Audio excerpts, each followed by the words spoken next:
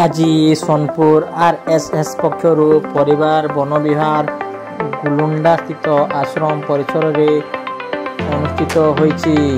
एही कार्यक्रम रे संघ परिवार प्राय 200 परिवार 557 जन कार्यक्रम रे भाग नैथिले। एही कार्यक्रम रे महिला पुरुष शिशु उपस्थित थिले।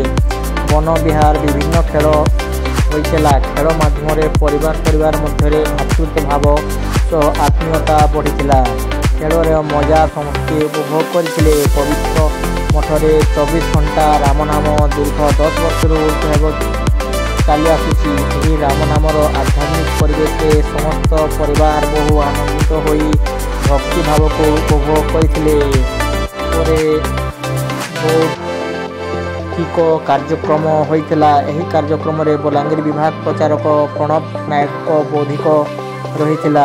बौद्धिक रे आज विवेकानंद जयंती स्मरण सह भारतीय परिवार संस्कृति परंपरा विषय कहिथिले। शेष एक विराट सहभोजर व्यवस्था होइतला। एही प्रकट कार्यक्रम रे अतिथि भाव मठर मठाधीश सोनपुर जिला संघचालक दिलीप कुमार त्रिपाठी सह जिला संघचालक जयद्रथ जगदल्ला कार्यवाह धर्मेंद्र बड़माली सह जिला कार्यवाह ऋषिकेश भोई प्रचार प्रमुख रश्मि रंजन नर्दन नायक राजेंद्र नायक अशोक मेहर नारायण साहू विपिन मेहरी बाग अनेक संघ कार्यकर्ता उपस्थित रही कार्यक्रम सफल होइतिला।